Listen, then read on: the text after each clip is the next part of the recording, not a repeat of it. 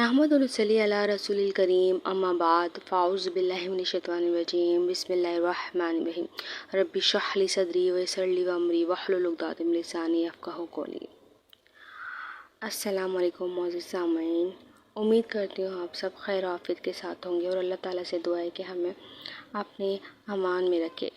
آج ہم بات کرنے والے ہیں موت پر صبر، اس کے اجر و ثواب۔ یوں تو ایک بہت مشکل کام ہوتا ہے جب اپنا کوئی پیارا اس دنیا سے چلا جاتا ہے، اس وقت صبر کرنا بہت مشکل ہوتا ہے، لیکن اسی وقت اللہ کے مطابق اللہ کی رضا کے لیے صبر کرنا یہ ہمارے لیے اجر و ثواب کا باعث بھی ہوتا ہے۔ اسی طرح اللہ تعالیٰ اپنے بندوں کی ہر طرح سے آزمائش کرتے ہیں۔ وہ آزمائش جانی بھی ہوتی ہے، مالی بھی ہوتی ہے، رزق کی کمی، خوف، جنگ اور طرح طرح کی تکلیف دہ باتوں سے۔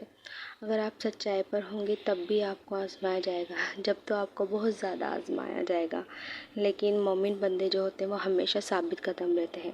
اسی طرح سورہ بقرہ کی ایک بہت مشہور آیت ہے، اور اس کو اگر ہم اور سے سمجھیں تو شاید ہم اپنی اپنی جگہ اس کو سمجھنے میں کامیاب ہوں گے اور اس پر صبر اختیار کرنے کی کوشش کریں گے۔ جیسے کہ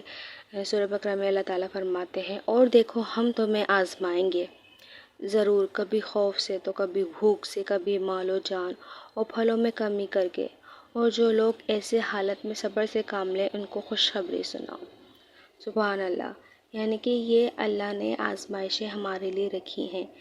یہ اگر آزمائشیں نہ ہوں تو شاید ہم اللہ کی قربت کو محسوس نہ کر سکیں، ہم اللہ کی ایسی عبادت نہ کر سکیں جیسا کرنا چاہیے۔ تو اگر آج ہم دیکھیں تو انفلیشن کس قدر انکریز ہو رہی ہے،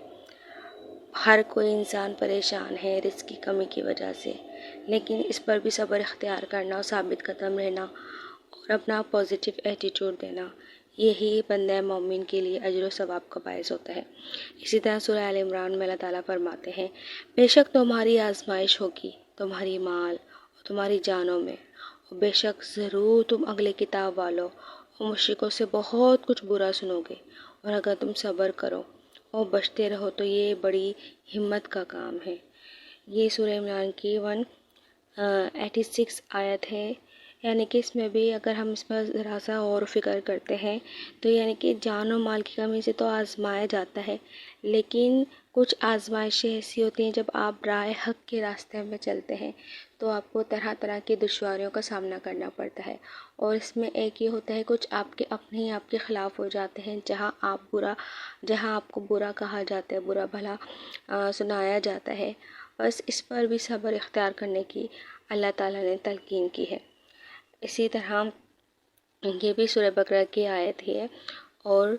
اللہ تعالیٰ فرماتے ہیں، اور صبر کرنے والوں کو خوشخبری سنا دو۔ وہ لوگ جب ان پر کوئی مصیبت آتی ہے تو کہتے ہیں ہم اللہ ہی کے ہیں اور ہم اسی کی طرف لوٹنے والے ہیں۔ یعنی کہ دیکھیں بندہ مومن کا جو قرآن پاک میں ایٹیٹیوڈ بتایا جا رہا ہے وہ یہ ہے کہ اگر ان کے اوپر مصیبتیں، پریشانیاں، کسی بھی طرح کے حوادث آتے ہیں تو وہ ہمت سے کام لیتے ہیں۔ ہم تو بہت زیادہ کہتے ہیں ٹوٹ جاتے ہیں، بکھر جاتے ہیں، اور بہت سارے ایسے الفاظ بھی کہے جاتے ہیں جو کہ نہیں کہنا چاہیے۔ تو جو بندہ مومن ہوتے ہیں، جو اللہ تعالیٰ کے نیک بندے ہوتے ہیں، وہ کیا کہتے ہیں کہ بھائی ہم تو اللہ کے اور ہمیں تو اللہ ہی کی طرف جانا ہے۔ اگر کوئی مشکل پریشانی آتی ہے یا کسی چیز سے ہمیں آزمایا بھی جا رہا ہے تو اس میں کیا ہے، برا کیا ہے اس میں؟ یہ تو اللہ کی طرف سے تو آزمائش ہے، اور اگر یہ کہتے ہیں اس طرح کا ہو گیا، ہماری جان مال میں کسی چیز کی کمی ہو گئی تو اس میں ہمارا اپنا اختیار ہی کا ہے، یہ تو سب اللہ ہی کا ہے۔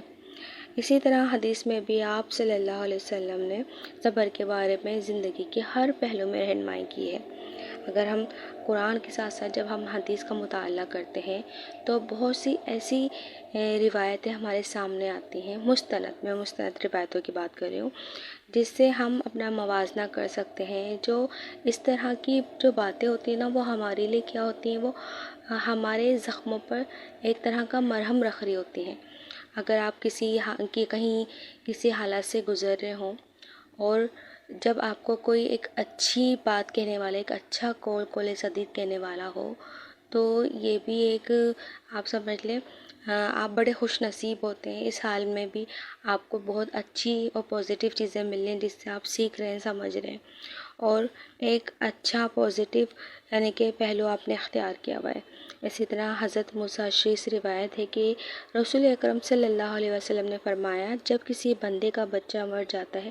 تو اللہ تعالیٰ فرشتوں سے فرماتا ہے، تم نے میرے بندے کی جان لے لی؟ وہ کہتے ہیں جی اللہ۔ اللہ تعالیٰ دریافت فرماتے ہیں، میرے بندے نے کیا کہا؟ وہ کہتے ہیں کہ اس نے آپ کی حمد و ثنا کی اور کہا ہم اللہ کے ہیں اور ہمیں واپس اللہ ہی کی طرف لوٹ جانا ہے۔ اللہ تعالیٰ فرماتے ہیں، میرے اس بندے کے لیے جنت میں ایک گھر بناؤ اور اس کا نام بیت الحمد رکھو۔ یہ ترمذی کی ایک روایت ہے۔ دیکھیں اس میں بھی اللہ تعالیٰ یعنی کہ اب یہ میں پہلے بھی عرض کر چکی ہوں اور اب بھی یہی کہہ رہی ہوں کہ یہ بڑا مشکل کام ہوتا ہے، اور جب کوئی اپنا پیارا جاتا ہو، اسپیشلی جب آپ کا اپنا بچہ ہو اس کے لیے، لیکن بہرحال جو اللہ تعالیٰ نے ہمیں راستے بتا دیے ہیں، جو باتیں ہمیں سمجھا دی ہیں آپ صلی اللہ علیہ وسلم کے ذریعے، اسی پر ہم نے چلنا ہے اور اسی پر صبر اختیار کرنا ہے۔ اور اسی طرح ایک اور حدیث ہے، یہ بھی ایک بہت مشہور واقعہ ہے، بہت زیادہ مشہور واقعہ ہے۔ اسی طرح ایک بڑھیا تھی، وہ قبرستان میں قبر کے پاس رو رہی تھی۔ جب آپ صلی اللہ علیہ وآلہ وسلم کا گزر ہوا تو دیکھا وہ آہو بکا کر رہی ہے، یعنی کہ جو ہوتا ہے نا لوگوں کا ایک طریقہ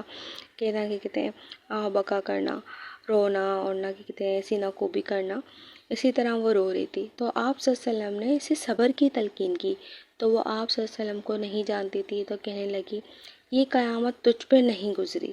تو آپ صلی اللہ علیہ وسلم وہاں سے چلے گئے۔ پھر جب اسے پتہ چلا کہ آپ صلی اللہ علیہ وسلم ہیں تو وہ آپ کے پاس آئی اور معذرت کرنے لگی، تو آپ نے فرمایا صبر وہی ہوتا ہے جو صدمے کے شروع میں کیا جائے۔ جب انسان کو کوئی جانی مالی مصیبت آلام درپیش ہوتے ہیں تو دل کا ٹوٹنا اور رونا ایک فطری عمل ہوتا ہے، یہ تو انسان بہت کمزور پیدا کیا گیا ہے۔ بس اسی لمحے آپ کا رویہ اللہ تعالیٰ دیکھ رہے ہوتے ہیں کہ آپ کیا کرتے ہیں جب آپ کے اوپر یہ مصیبتیں آتی ہیں۔ اسی طرح ایک بہت پیاری حدیث ہے آپ صلی اللہ علیہ وسلم کے حوالے سے، جب آپ صلی اللہ علیہ وآلہ وسلم کے صاحبزادے حضرت ابراہیم رضی اللہ تعالیٰ عنہ کا انتقال ہوا تو آپ صلی اللہ علیہ وسلم نے اس موقع پر بھی اللہ سے کوئی شکوہ نہیں کیا۔ صبر کرتے ہوئے آپ صلی اللہ علیہ وسلم نے فرمایا، دل دکھی ہے، آنکھ پرنم ہے، مگر ہم زبان سے وہی کہیں گے جس سے اللہ راضی ہو۔ یعنی کہ دیکھیں گے کتنا بڑا صدمہ تھا آپ صلی اللہ علیہ وسلم کے لیے، لیکن یہ ہماری تربیت کے لیے آپ صلی اللہ علیہ وسلم نے اس کا جو ایک رخ اختیار کیا وہ کیا تھا، وہ صبر تھا۔ اسی طرح بیماریوں پہ صبر کرنا بھی ایک بہت اپنے آپ میں اجر و ثواب رکھتا ہے۔ جس طرح آج کل کے زمانے میں ہم دیکھتے ہیں بہت سی بیماریاں عام ہو چکی ہیں، کچھ کا علاج تو ممکن ہے اور کچھ ابھی لا علاج ہے۔ تو اسلام میں بیماری کی حالت میں بھی انسان کی ہمت اور حوصلہ دیا ہے کہ بیماری مسلمانوں کے لیے اس کے گناہ کا کفارہ ہوتی ہے۔ حضرت عبداللہ بن مسعود سے روایت ہے کہ آپ صلی اللہ علیہ وسلم نے فرمایا، کسی مرد مومن کو جو بھی تکلیف پہنچتی ہے مرض سے یا اس کے علاوہ، اللہ تعالیٰ اس کے ذریعے اس کے گناہوں کو اس طرح جھاڑ دیتے ہیں جس طرح خزاں رسید درخت اپنے پتے جھاڑ دیتا ہے۔ یہ بخاری و مسلم کی روایت ہے۔ اسی طرح حضرت ابو ہریرہ سے روایت ہے کہ رسول اللہ صلی اللہ علیہ وسلم نے فرمایا، اللہ تعالیٰ کا ارشاد ہے کہ اپنے ایمان والے بندے یا بندی کے کسی پیارے کو جب میں اٹھا لوں پھر وہ ثواب کی امید پر صبر کرے تو میرے پاس اس کے لیے جنت کے سوا کوئی معاوضہ نہیں۔ یہ بھی صحیح بخاری کی حدیث ہے۔ اسی طرح ایک اور حدیث ہے، حضرت اسامہ بن زید رضی اللہ عنہ سے روایت ہے کہ رسول اللہ صلی اللہ علیہ وسلم کی صاحبزادی حضرت زینب نے آپ صلی اللہ علیہ وسلم کے پاس کہلا کے بھیجا کہ میرے بچے کا آخری دم ہے اور اس کے چل چلاؤ کا وقت ہے، لہٰذا آپ صلی اللہ علیہ وسلم تشریف لے آئیں۔ آپ صلی اللہ علیہ وسلم نے اس کے جواب میں کہلا کے بھیجا اور پیغام دیا کہ بیٹی، اللہ کسی سے کچھ لے وہ بھی اسی کا ہے، اور اس کو اور کسی کو کچھ دے وہ بھی اسی کا ہے، اور ہر چیز کے لیے اس کی طرف سے ایک مدت اور وقت مقرر ہے، بس چاہیے کہ تم صبر کرو اور اللہ سے اس صدمے کے اجر و ثواب کی طالب بنو۔ یعنی کہ آپ صلی اللہ علیہ وسلم نے اپنی صاحبزادی کو بھی صبر کی ہی تلقین کی۔ اسی طرح رسول اللہ صلی اللہ علیہ وسلم نے فرمایا، مومن مردوں اور عورتوں پر وقتاً فوقتاً آزمائش آتی رہتی ہے، کبھی خود اس پر مصیبت آتی ہے، کبھی اس کا لڑکا مر جاتا ہے، کبھی اس کا مال تباہ ہو جاتا ہے، اور وہ تمام مصیبتوں میں صبر اختیار کر لیتا ہے، یہاں تک کہ جب وہ اللہ سے ملتا ہے تو اس حال میں ملتا ہے اس کے نامہ اعمال میں کوئی گناہ باقی نہیں رہتا۔ یہ بھی خوبصورت روایت ترمذی سے لی گئی ہے۔ تو یہاں ہمارا مل بیٹھ کر ڈسکس کرنے کا مطلب یہ ہے کہ مشکلیں، پریشانیاں، بیماریاں، جانی مالی ہر طرح سے ہمیں آزمایا جائے گا اور یہ آتے رہیں گے، لیکن ہم نے اللہ کے وہ اچھے بندے بننا ہے اور نیک بندے بننا ہے جس سے اللہ راضی ہو جاتا ہے اور ہم اللہ سے راضی ہو جاتے ہیں۔ اللہ تعالیٰ ہم سب کی جان و مال کی حفاظت فرمائے، ہمارے بچوں کی حفاظت فرمائے، اور اللہ تعالیٰ ہم سے کوئی اچھے کام لے۔ اپنی دعاؤں میں بہت زیادہ یاد رکھیے گا۔ وآخر دعوانا